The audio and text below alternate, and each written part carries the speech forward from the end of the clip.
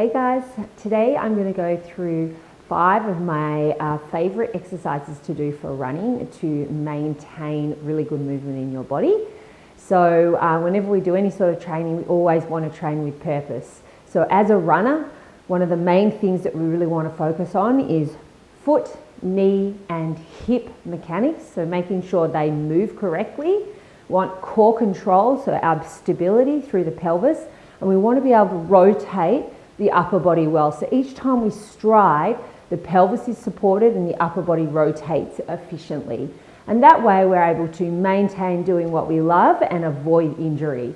So you're just going to need your mat and you're going to need a bench.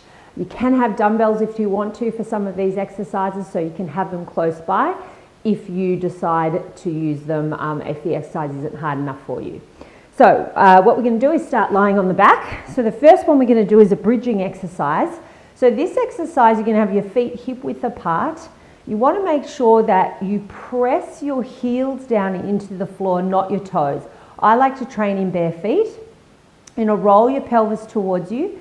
And it's really important that you don't just lift up as high as you can, because the purpose of this exercise is to open the front of the hips. So I want you to find a position where you're really just rolling your pelvis up and you're not lifting any higher. So the back of your rib cage is down touching the floor and you're tucking your hips towards you, pressing your heels down into the floor. And then you slowly roll back down again. And again, you roll it up. So what we're doing here is activating the back of the legs and the glutes. So you really want to feel it in the back of the legs.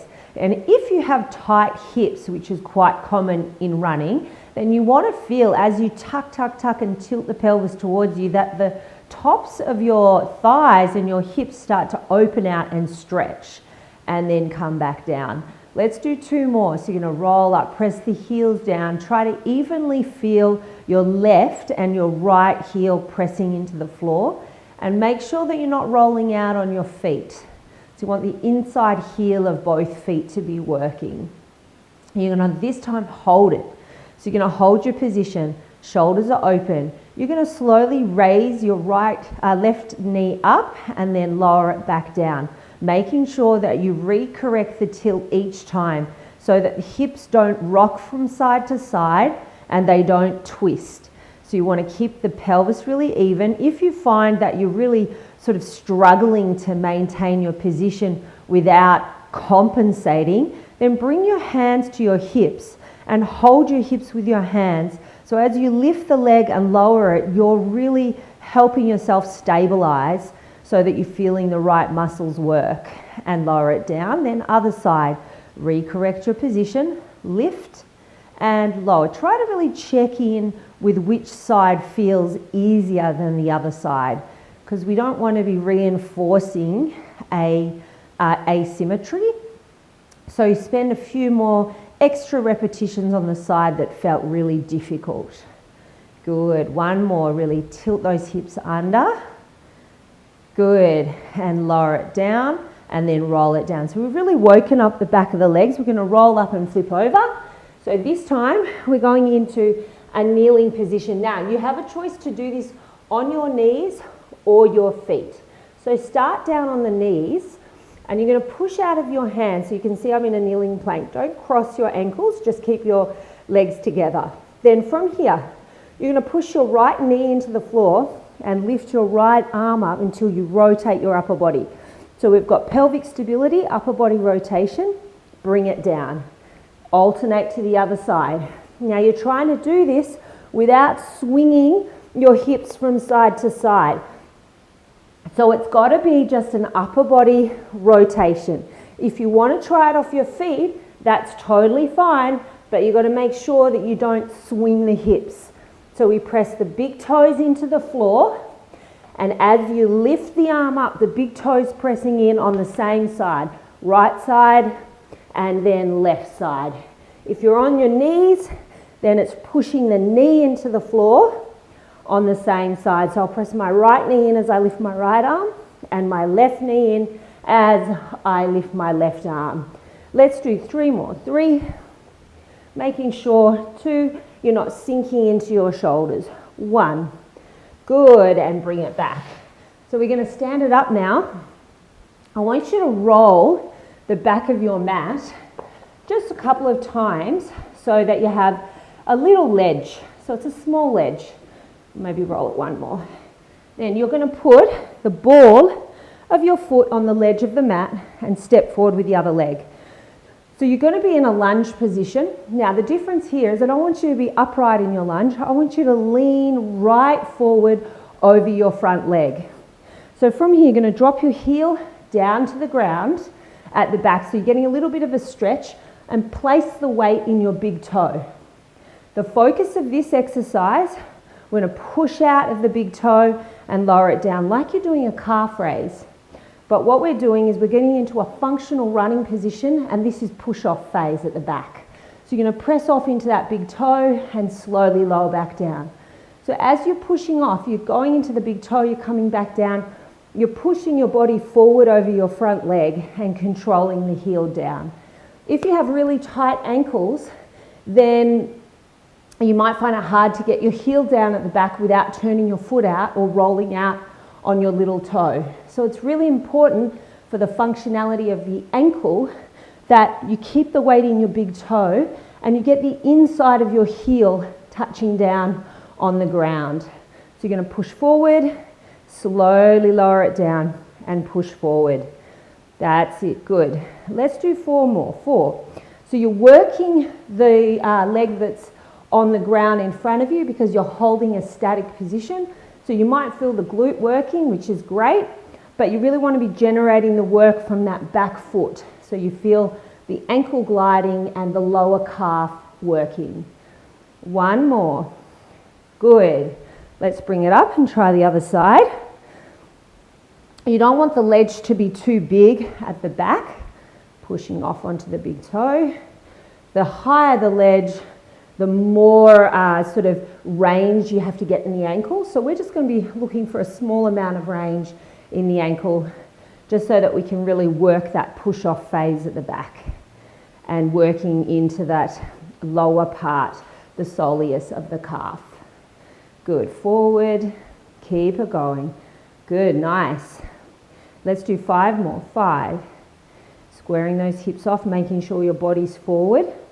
Make sure that your weight is in your front heel. And 2, make sure the back foot is parallel and you haven't turned it out. Last one, 1.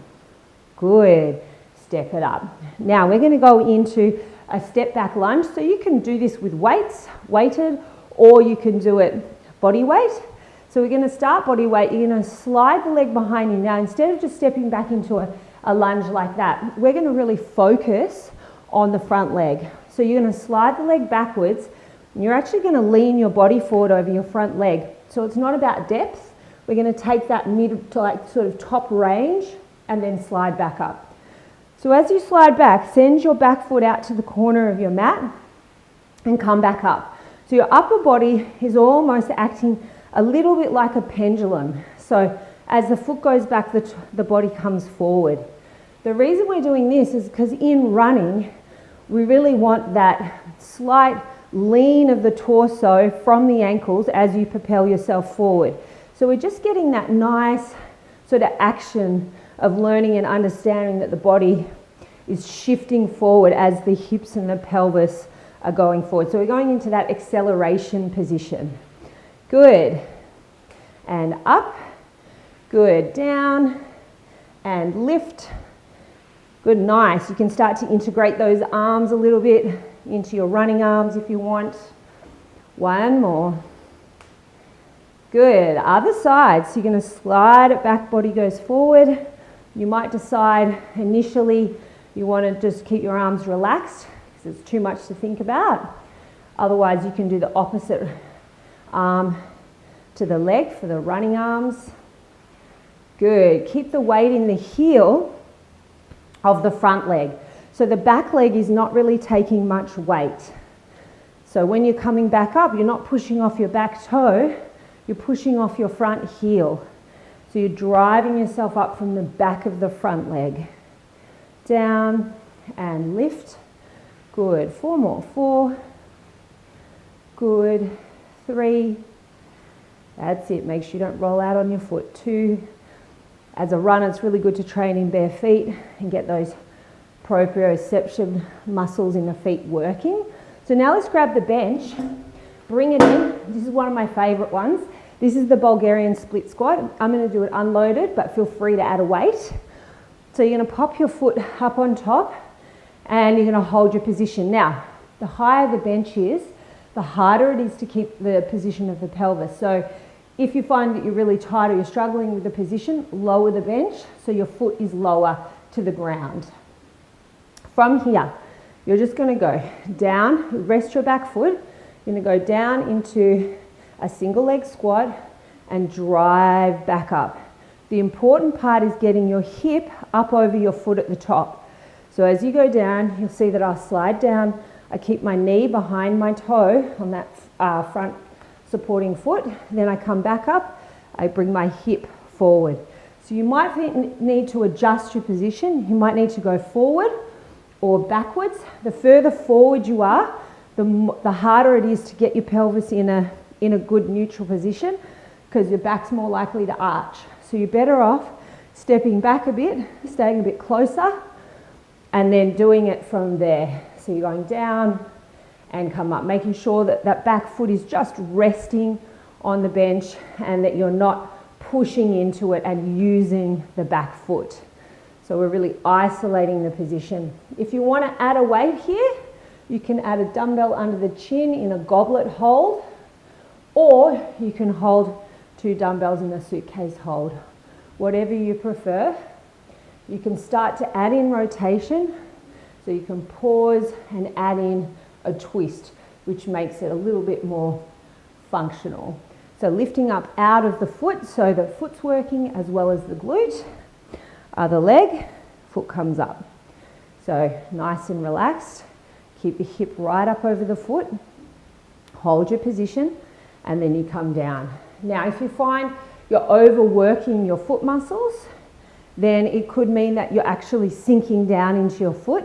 So really make an effort to lift up out of your ankle, like corkscrew out of your foot, and keep your hip up over your leg, and you'll feel your glute turn on. So if you're feeling glute and foot, then that's really good. It means that both points are working hard. If you're feeling only your foot and no glute, it means you're probably clawing with your toes and overworking your calves. So you want to kind of lift up out of the foot, lift up out of the ankle, come down and press up.